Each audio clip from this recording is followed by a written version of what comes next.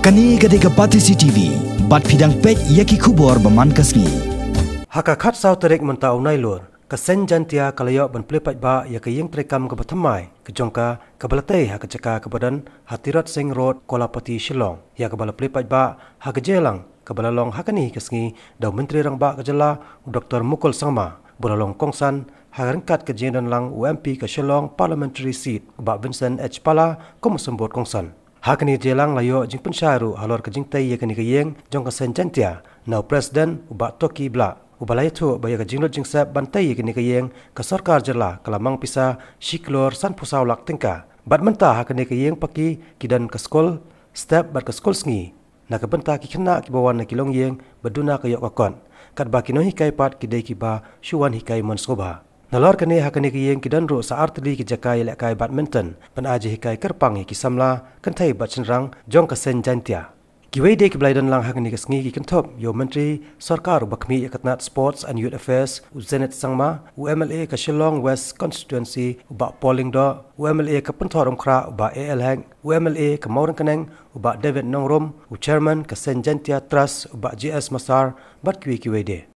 Ai ni ro kinong punyai bala pelong kene kahol nak do kata-kata bangai nang buat hat amde tang bagila pelong e kahol di tenat rese kowe tenan e pa dilaksana kata ke model kebam don kamcu pan ya krong don kamcu pan ya kan show barabor mar nak ni nak ni ka caka nak ni ka Ïing ke baklayo ke badon haka caka kaba rentam na trai po ke kaya kene ke caka tila pendon kam leka nanta kawe ban ai ya ke employment jindon pendidikan ke ai employment kaba ar ai ke keniu namta ban paham punya kene hol ban yaram i kena ban lekai ban ki bobon ki banta kabalai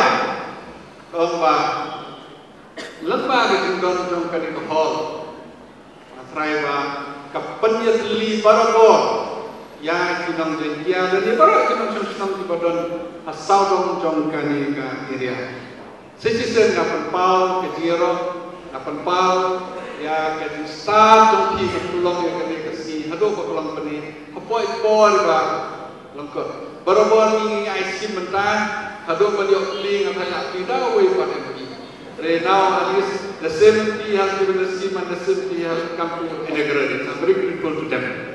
Such a big hall. But power is here in Rapsan the contractor by Treikam. The workmanship is very good. The Treikam is not do kata-kata. The design is not do kata-kata.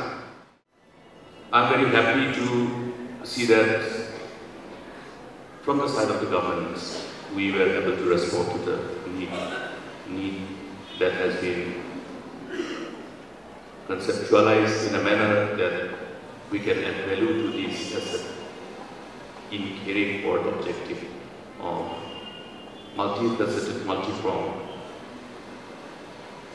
activities with which Seiñ Jaiñtia is promoting all through these years. It's a question of augmenting the value to an asset, the asset of the society. And I'm sure with this initiative today, we are able to augment the value of this asset. Friends, it's been a privilege, like what Vincent Pala has said, my friend, the Honorable MP, who is representing Shillong Parliamentary Constituency for a second consecutive term. It was not possible in the past. We did witness the privilege of a Chief Minister who, after sanctioning the project, had the privilege of also inaugurating. Things have changed.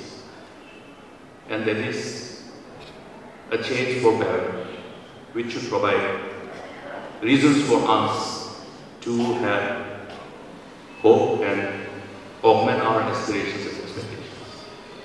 I always believe that when we are able to respond to the aspirations and expectations of our beloved people, it provides a space for the people to augment their expectations and aspirations. Therefore, in our given democracy, it becomes more and more challenging for people who are required to respond to such growing aspirations and expectations. And therefore, we will have to prepare as we move ahead, as we move forward, as we, in different walks of life, utilize the privilege of the position that we respectively hold.